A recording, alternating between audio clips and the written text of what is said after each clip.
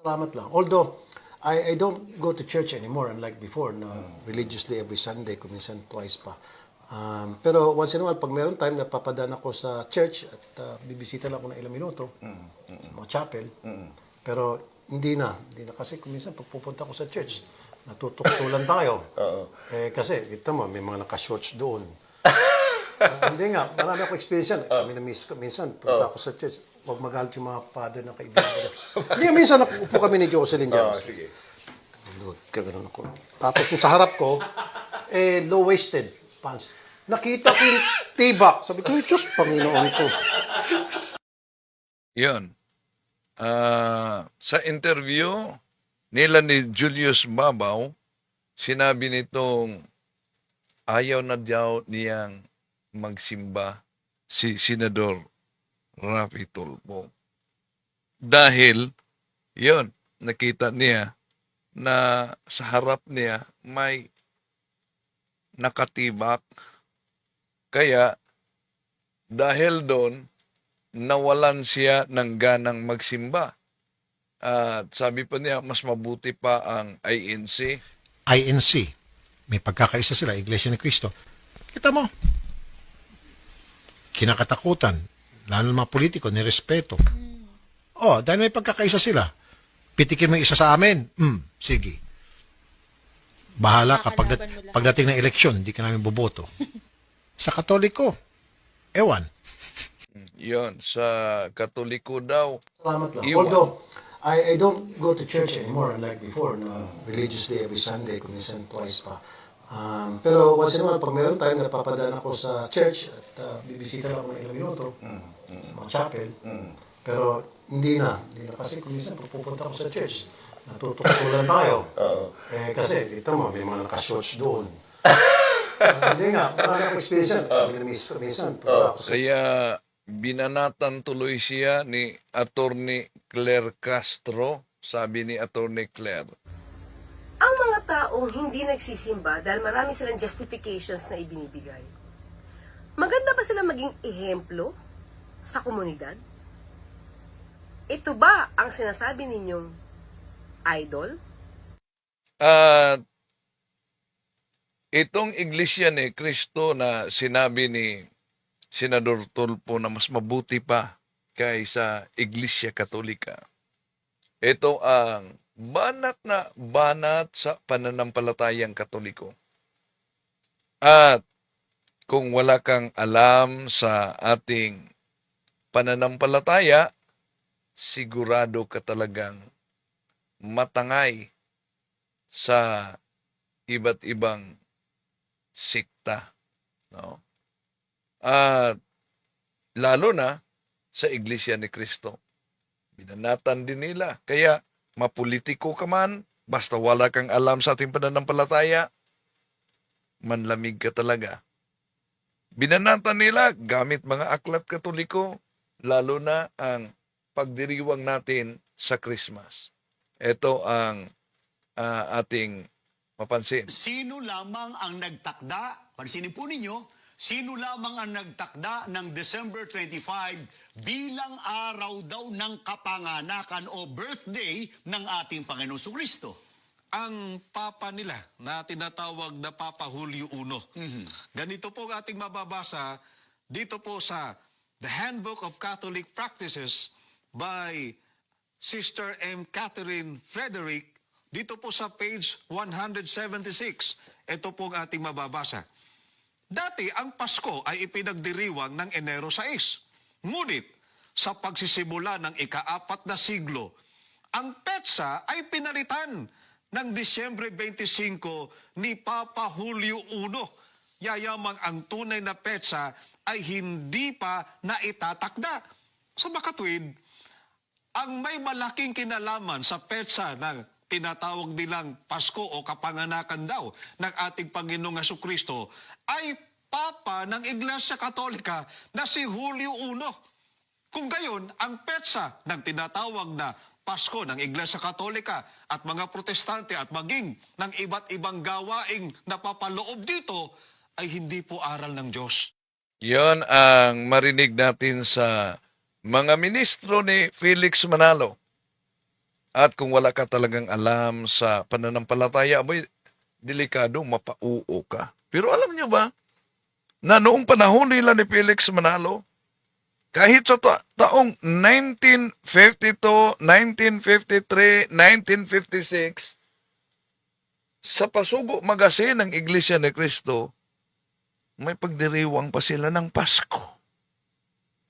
Bakit? Tinanggal. Tatalakayin natin ito. Samahan ninyo ako.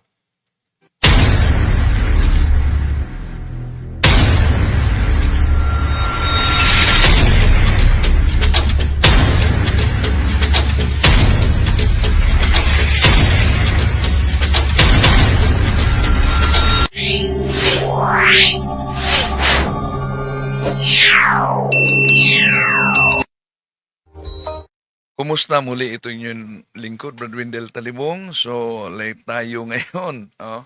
At eto, bigyan natin ng pansin ang interview ni Julius Babaw kay Senador Raffy Tulfo.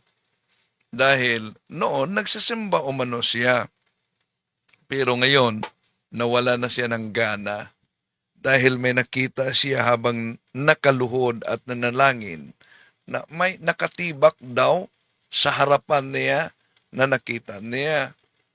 Yan po ba ay sapat na para mawalan ka ng gana na magsimba? Walang pagkakaiba yon.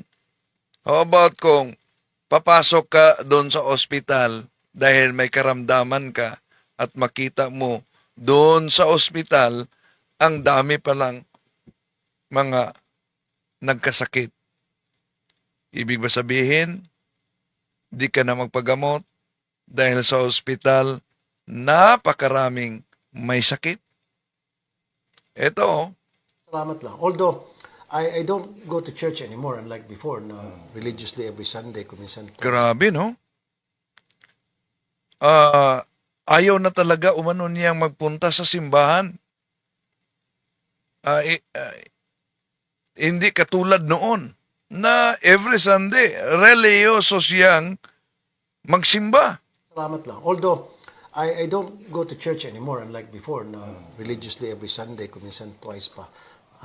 Pero once in a while, pag meron time, napapadaan ako sa church at bibisita lang ako ng ilang minuto sa mga chapel. Pero hindi na kasi kung minsan pag pupunta ako sa church, natutuktulan tayo. Kasi kita mo, may mga naka-shorts doon. Hindi nga, marami ako experience yan. Kami na-miss ko. Minsan, punta ako sa church. Huwag magalit yung mga father ng kaibigan ko. Hindi, minsan upo kami ni Jocelyn dyan. Sige.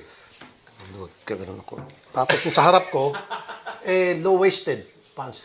Nakita ko yung tibak. Sabi ko, Diyos, Panginoon ko. So, kung ito ang karanasan ni Senador Raffy Tulfo at dahilan sa papanghina sa kanyang pananampalataya, lalo na ang pagsimba, sabi ni Atty. Claire, Ang mga taong hindi nagsisimba dahil marami silang justifications na ibinibigay. Maganda ba sila maging ehemplo sa komunidad? Ito ba ang sinasabi ninyong idol? pero kadalasan sa mga politiko, ilan lang na mga politiko na mga relihiyoso. Kadalasan, magpunta sa simbahan kung sila'y magiging ninang at ninong, di po ba? No?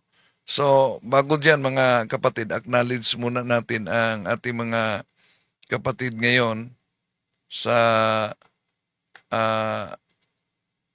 mga kapatid nating pumasok sa ating punto por punto, sa ating comment section. No? Welcome po sa lahat nating mga kapatid. Tatalakayin natin ito mga kapatid. Oh. So, ito, si Rekrek, si Bicolana, si Shadukun, no? Lahat nating mga kapatid, Margie Saligan, ako, Senador Tulfo, ano bang nangyari sa iyo? Naniniwala ka sa ministro ni Manalo, ipagpalit mo ang tunay na simbahan na tayo ng ating Panginoong Hesukristo.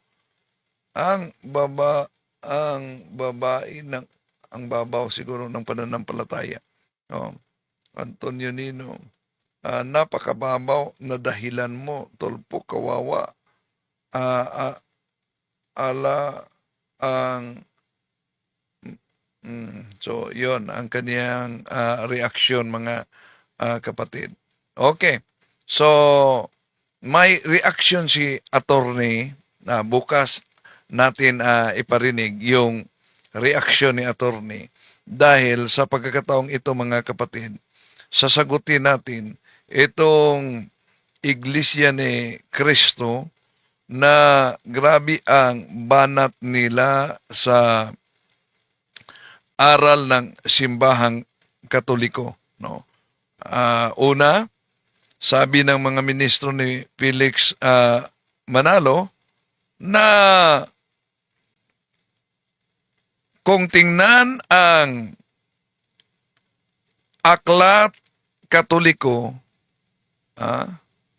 kahit na si Soriano, di po ba? Si Soriano, binanatan niya ang simbahang Katoliko. Kung tingnan daw umano ang aklat Katoliko, noong unang panahon, abay, iba't ibang pitsa ang pagdiriwang ng kapanganakan ng ating Panginoong Hesus. Yun ang banat nila batay sa mabasa sa aklat. Paano natin ito sasagutin? Sino lamang ang nagtakda, pansinin po ninyo, sino lamang ang nagtakda ng December 25 bilang araw daw ng kapanganakan o birthday ng ating Panginoong Kristo? Ang papa nila na tinatawag na Papa Julio I. Ganito po ang ating mababasa dito po sa The Handbook of Catholic Practices by Sister M. Catherine Frederick, dito po sa page 176. Ito po ang ating mababasa. Dati ang Pasko ay ipinagdiriwang ng Enero 6. Ngunit sa pagsisimula ng ika-4 na siglo, ang petsa ay pinalitan ng Disyembre 25 ni Papa Julio I. Yayamang ang tunay na petsa ay hindi pa naitatakda. Sa makatwid, ang may malaking kinalaman sa petsa ng tinatawag nilang Pasko o kapanganakan daw ng ating Panginoong Hesukristo ay Papa ng Iglesia Katolika na si Julio I. Kung gayon, ang petsa ng tinatawag na Pasko ng Iglesia Katolika at mga Protestante at maging ng iba't ibang gawaing napapaloob dito ay hindi po aral ng Diyos. Yan ang konklusyon. Una, wag na lang kayong susunod sa kalendaryo dahil ang Santo Papa ng Simbahang Katoliko ang nagdeklara sa Gregorian calendar. But ang mga ministro ni Felix Manalo at ang Iglesia ni Cristo sumusunod. Wag na lang din kayong maniwala sa Bible dahil ang Bible sa aklat na ang pamagat Roman Catholicism by Loren Bettner, page 102, the Roman Catholic Church produced the Bible and that we receive it from her. Pero sa binasa nila na aklat ni Monsignor Solivian, mga kapatid, na may binanggit na iba't ibang pizza. Kaya, pwedeng magduda, o nga ba't noon, iba't ibang pizza? May January 6 na pagdiriwang. Meron pang buwan ng Mayo. Meron pang Nobyembre. Meron pang Oktobre. Bakit ganon? At saka idineklara ng Papa Disyembre 25. So therefore, ang konklusyon nila na gawa-gawa lang ng simbahang Katoliko ang selebrasyon. O excuse me, di ba alam ng mga ministro ni Felix Manalo na noon nagdiwang sila ng Pasko? Pakita ko sa inyo ang mga lumang pasugo magazine nila, mga kapatid. May compilation sila niyan. Pero, paano ninyo sasagutin itong paggamit nila sa aklat na iba't ibang pitsa noon. Yes, totoo. Na may iba't ibang pitsa sa pagdiriwang kaugnay sa kapanganakan ng ating Panginoong Hesus. Totoo na noon sa early Christian, merong Enero 6. At totoo na merong buwan ng Mayo. Meron ding pagdiriwang ng Oktubre. At meron ding pagdiriwang ng Nobyembre. Pero tingnan natin at para maunawaan natin mga kapatid ang konteksto. Bakit ganon? Para maunawaan natin mga mahal na kapatid ang pagkakaiba kaugnay sa paniniwala sa pagdiriwang sa petsa at buwan sa kapanganakan ng ating Panginoong Hesus. Una, noon pa man, napakahalaga na ang pagdiriwang sa kapanganakan ng ating Panginoong Hesus. Pero, wala pa tayong Gregorian calendar sa panahong yon. At lalo pa, sa panahong yon, ang mga Katoliko ay hinahabol pa. Inuosig pa. No? So, yun ang konteksto mga kapatid. Noong unang taon ng Kristyanismo, hindi pa pinag-uusapan kahit nakita na sa iba't ibang iglesia lokal ang napakahalaga na pagdiriwang sa kapanganakan ng ating Panginoong Hesus, pero hindi pa pinag-usapan o nabigyang pansin kung kailan ang tamang petsa sa kapanganakan ng ating Panginoong Hesus. At ano ang dahilan, mga kapatid, na iba't ibang petsa at hindi pa pinag-usapan ang tungkol sa selebrasyon sa kapanganakan ng ating Panginoong Hesus sa Desyembre 25. Una, alam naman natin na sa early Christians ay ang daming mga erehe na lumitaw. Merong Arianism, merong Nestorianism, ang dami. Kaya nabuo yung council, iba't ibang konsilyo. Yung sinabi nila kahit sa mga Muslim at sa Iglesia ni Cristo na ang inyong aral ay batay sa deklarasyon ng Simbahang Katoliko ng mga Santo Papa. Una, ang Katoliko hindi tayo Bible alone tulad sa iba't ibang mga sekta. Ang haligi, pillar and foundation of truth ay ang Iglesia. At sa pamamagitan ng teaching authority magisterium, nabuo itong Biblia at meron tayong tinatawag na tradisyon. So, yun mga kapatid. At maliban pa, yung iba't ibang petsa noon na January 6, buwan ng Mayo, Oktubre na binasa nila, alam nyo ba, ang Kristyanismo noon ay nagtatago pa at inuusig pa. Tingnan natin mamaya ang kasaysayan mga kapatid. No? So, dapat nating maunawaan na grabe ang persecution, grabe ang pag-uusig. Pinatay ang unang mga Kristiyano noon. Kaya hindi pa napag-usapan mga kapatid at nabigyang pansin ang mga bagay tulad ng pitsa sa kapanganakan ng ating Panginoong Hesus, Disyembre 25. Pero, meron ng selebrasyon, ngunit iba't ibang petsa at buwan. So, napag-usapan lamang mga kapatid ang mga bagay na kaugnay sa kapanganakan ng ating Panginoong Hesus noong ang Roman Empire ay na-converted sa Kristyanismo. Naalala nyo ba si Emperador Constantino? Na siya ang na-convert sa Kristyanismo at idineklara niya na ang Simbahang Katoliko ay magiging opisyal na reliyon sa Roman Empire. At dahil legal na ang Kristyanismo, Maayos at malaya na ang mga Kristyanismo para pag-usapan ang tulad sa petsa ng kapanganakan ng ating tagapagligtas. Hindi nagtagal mga kapatid, kaya nga, idineklara ng Santo Papa Desyembre 25 bilang araw kung kailan isinilang ang ating Panginoong Hesus.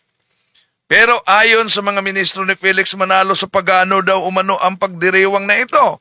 Pero alam nyo ba mga kapatid, kung sisilipin natin ang kanilang Pasugo Magazine, magtaka tayo. Bakit? Alam nyo ba, sa Pasugo Magazine, sa Pasugo Magazine, ito makita natin.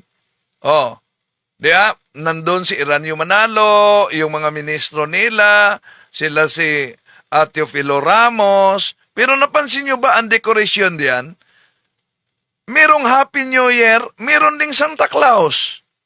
Nasa pasugo ito ng Iglesia ni Cristo, mga kapatid. At hindi lang yan. Kung tingnan natin ang pasugo nila, 1953 na pasugo. Eto. Makita ninyo mga kapatid. Anong mabasa natin? Ang may akda, tula ito ni Emiliano I. Agustin. Ito ang mabasa natin sa naturang tula. Pansin nyo ha, sa Iglesia ni Cristong Tatag ni Felix Manalo, ito, ang Pasko natin. Akala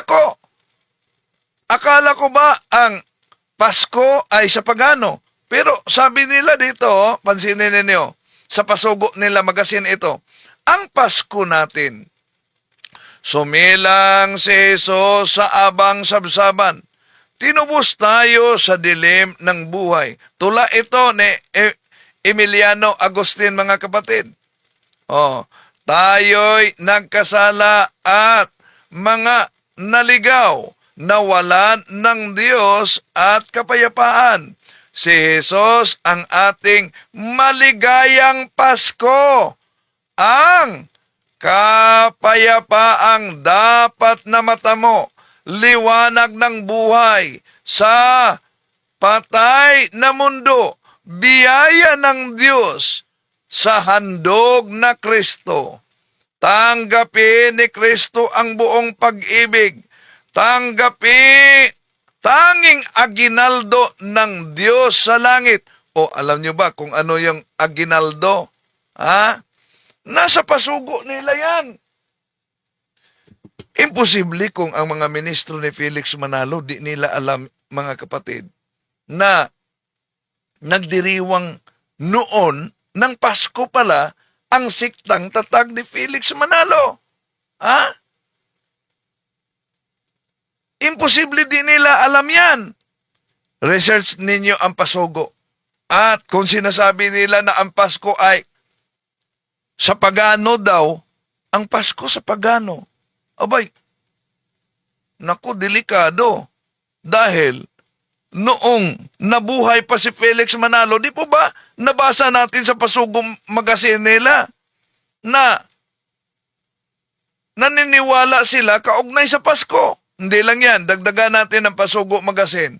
Ito mga kapatid, Desyembre 1957, sa pahina 28 na ang may akda ay si Emiliano I. Agustin. Ito ang ating mabasa.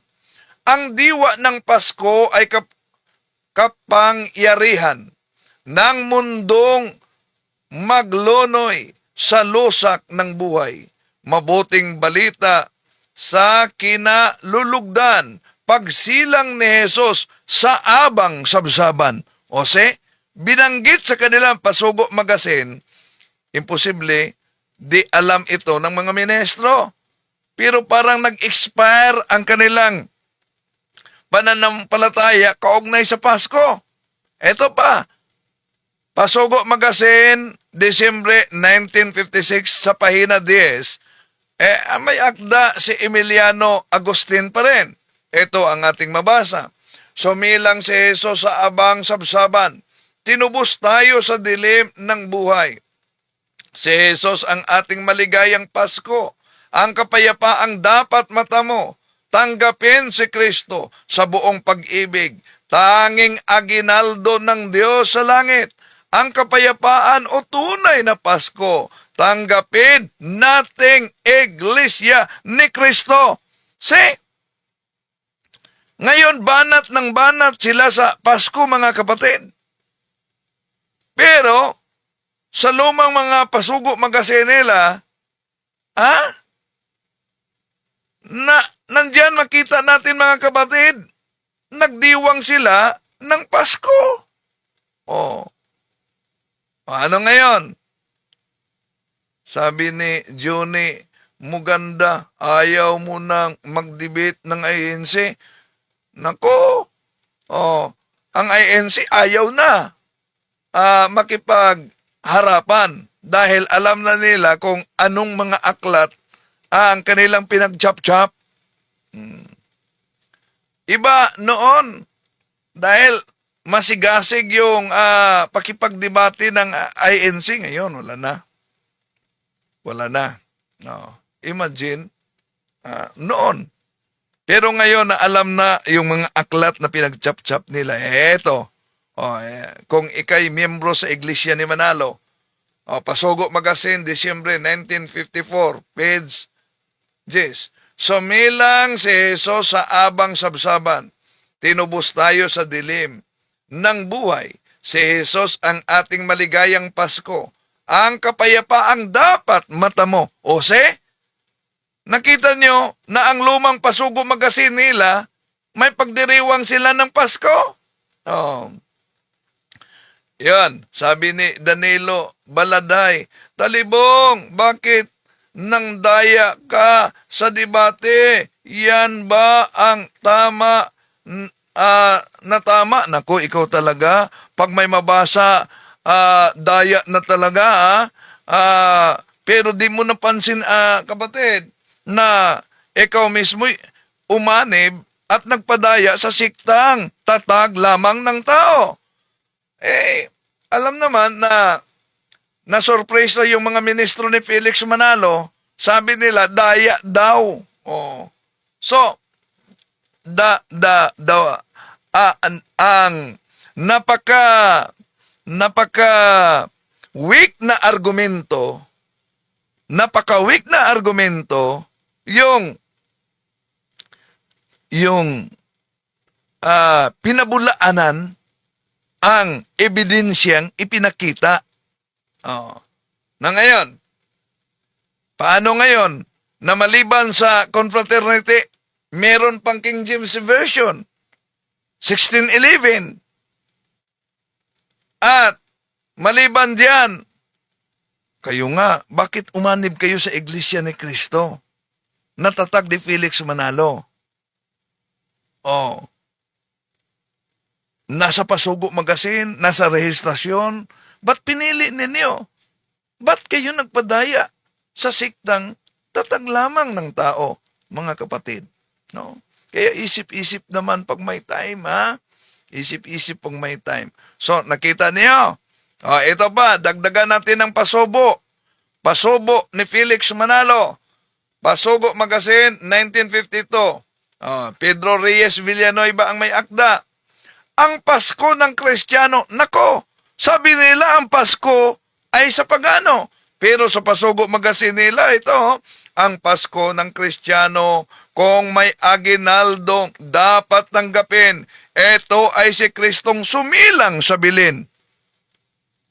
So, dito makita natin, mga kapatid, na ang mga ministro ni Felix Manalo ay nagdiwang na noon ng Disyembre 25 Pasko.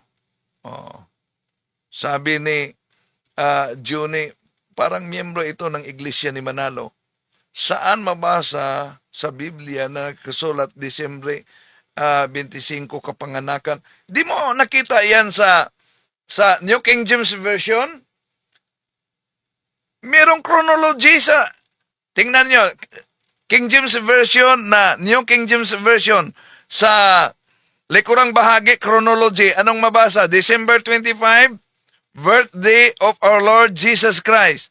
At itong nakasulat sa Pasugo Magazine ninyo, ang Pasko ng Kristiyano kung may aginaldong dapat tanggapin, ito ay si Kristong sumilang sa Belen. Tanong, anong buwan si Kristo sumilang sa Belen? Hindi lang yan, may dagdag pa. Ito, Pasugo Magazine, 1957, page 64. Ito mabasa natin mga kapatid. At Pasko na naman, nagsabit ng parol sa mga bintana. Naghanda ang mga tao ng mga pagkaing sagana-sagana. Nagsuot ng hiyas ang mga dalaga at ang mga binata. Nagdiwang ang lahat, magbuwat sa mga lulot hanggang mga bata. Magbuwat sa nayon hanggang sa mga bayat, mga lungsod. At ipinagdiwang ang pagpanganak sa taong kay Hesus. Sa kanilang puso, ito'y pagbabanal sa harap ng Diyos. Nako, ang mga INC, Iglesia ni Kristong Tatag ni Felix Manalo, mga kapatid, parang ang di nila ipinagdiwang noon. At hindi lang yan, kung ang Christmas ay para sa kanila sa pagano, ang tanong, dahil sabi nila, saan mabasa, Disyembre 25 talaga, ipinagdiwang ang kapanganakan ng ating Panginoong Hesus. Ang tanong, bakit kayong mga INC ay nagdiwang ng New Year? May mabasa ba sa Biblia na ipagdiwang ang bagong taon? Ito sa Pasugo Magazine ninyo, 1974, pahina 1. We, Church of Christ, Iglesia ni Cristo members, also greet one another to our fellow men, Happy New Year! Ngayon, kung ayaw nilang mag-celebrate ng Pasko, mga kapatid, dahil para sa kanila, ang Pasko ay sa pagano, aba, di po ba nag-celebrate kayo ng New Year? At sa New Year, meron pa kayong fireworks display diyan sa Philippine Arena ninyo. Kung paganismo ang Kapaskuhan, una, nakalimutan nyo ba yung Pasugo Magazine ninyo? Nakasulat ang pagdiriwang sa Pasko. Hindi, sisihin ninyo ang sarili ninyo. Akala nila di natin makita yung pagdiriwang nila sa Kapaskuhan na nakasulat sa lumang Pasugo Magazine. At dapat tutuligsain nila yung sarili nila. Kung para sa kanila ang Pasko ay sa pagano. Hindi lang yan. Di ba ninyo alam na yung pagdiriwang ng New Year, lalo na yung mga firecrackers, ay ginagamit yan, nagsimula yan sa mga pagano? Di po ba makita natin tuwing bagong taon, diyan mismo sa Philippine Arena, di ba? Punong-puno ng fireworks display. Pero, tingnan, silipin natin ang kanilang, sa Pagan Custom, page 48. Ito, mabasa natin. New Year's is one of the oldest and most universal of all pagan traditions. Kaya, kung ayaw nila na magdiwang ng Pasko dahil para sa kanila, ang Pasko daw ay sa pagano, bakit nagdiwang kayo ng New Year? Di nyo ba alam na ang New Year ay unang nagdiwang mga pagano? Kaya mga kapatid, tinatangkilik nila ang New Year na kung tingnan natin ang kasaysayan, ang nagdiwang ay pagano, ibig sabihin, tinatangkilik nila ang aral ng paganismo. Kutya sila ng kutya, tuligsa sila ng tuligsa sa simbahang Katoliko. Pero bumabalik mismo sa kanila. Atin ang tinatalakay kung bakit Disyembre 25 ang kapanganakan ng ating Panginoong Heso Kristo. Ha? Kaya nga naalala ko si Bro GC, sabi niya, kung maghanap kayo ng pizza sa kapanganakan, huwag niyong hanapin sa Biblia. Dahil ang Biblia, hindi yan kalendaryo. Hanapin niyo sa kalendaryo. Ang problema, wala kayong sariling kalendaryo. Kami lang mga Katoliko, ang may kalendaryo, kinopya pa ninyo. Di ba? O kung ayaw nila ng deklarasyon ng Papa, huwag kayong mangopya ng kalendaryo. Magawa kayo ng sarili ninyo. O na mga mahal na kapatid, bakit po ba na Disyembre 25 yung pagdiriwang natin sa kapanganakan ng ating Panginoong Hesus? Una, ang batayan diyan ay ang chronological computation sa pangyayari sa Biblia at malalaman natin mga kapatid na ang ating Panginoong Hesus ay ipinanganak sa Disyembre 25. Bakit? Una, kung tingnan natin, Lucas Kapitulo 1, versikulo 11, 13, patuloy sa 24. Di po ba?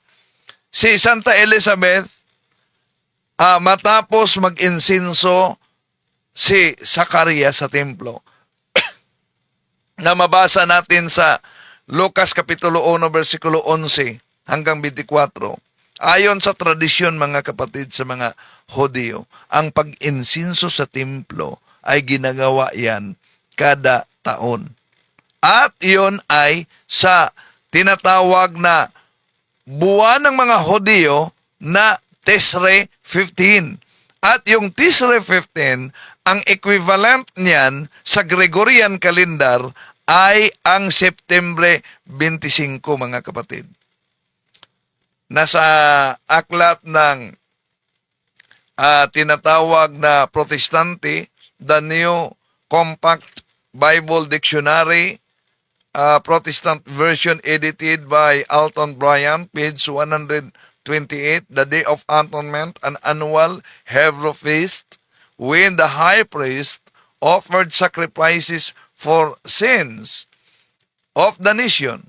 It was observed on the 10th day of the 7th month. Yon mga mahal na kapatid sa Biblia, sa Protestant Bible Scholar.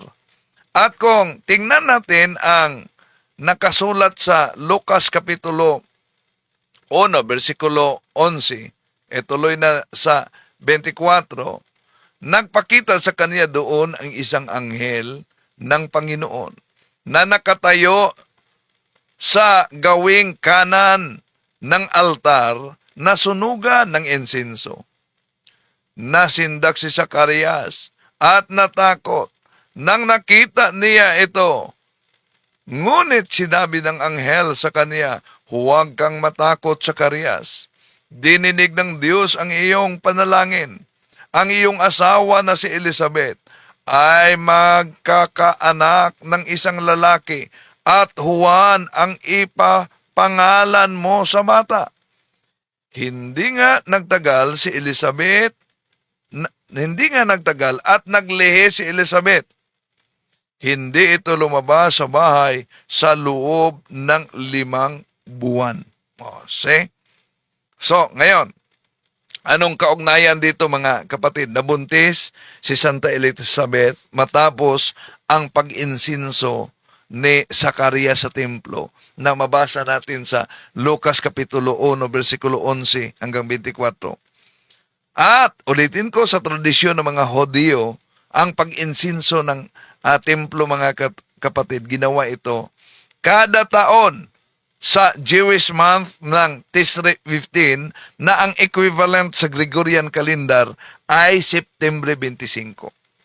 Ngayon, sa Lucas Kapitulo 1, versikulo 26, ituloy na natin sa 31, sa ika-6 na buwan sa pagbuntis ni Elizabeth, di po ba nagbuntis din ang mahal na Birhen Maria? Matapos nagpakita sa kanya ang anghel na si Gabriel. So, yun ay Marso 25 sa Gregorian calendar.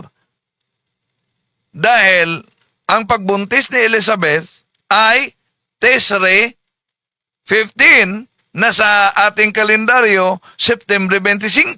So, magbilang ka ng 6 na buwan mula sa September 25, ang ika-6 niyan ay Marso 25. At magbilang ka ng 9 na buwan mula sa Marso 25, ang 9 na buwan na ianak ang bata, idi lumalabas mga kapatid, Desembre 25. Yun ang selebrasyon nating mga Katoliko. Kaya sa Merit Students Encyclopedia, page 477, ito mabasa natin. In 350 Anno Domini, Pope Julius I declared that December 25 was the true date of the Nativity. Ang sabi nila, aboy, hindi yan aral na mabasa sa Biblia. Aral na turo yan ng simbahang Katoliko sa pamamagitan ng kanilang Santo Papa. O, yun. Una, sino po ang dapat magturo? Dapat ba doon sa Biblia lahat kunin ang aral? Hindi. Sabi ng ating Panginoong Hesus sa San Juan Kapitulo 21, 17 kay San Pedro, Simon, do you love me? Yes, Lord, I know that I love you. Then, feed my sheep. Feed my sheep. Ano po ba yung feed my sheep? Jeremiah chapter 3 verse 15, I will give you a pastor with all my heart, and they will feed you with knowledge and doctrine. Okay? So, yun mga kapatid, no? Dito lang muna tayo. Dito lang muna tayo. Itutuloy natin ito sa susunod. Dami pang mga ginagamit nilang mga aklat. Bukas siguro, isa-isahin natin yung mga aklat na ginagamit ng mga ministro ni Felix Manalo. Maraming salamat po sa inyong pagsubaybay. Ito inyong lingkod, Brad Wendell Talibong. Hanggang sa muli. Bye-bye. To make his message known is our responsibility.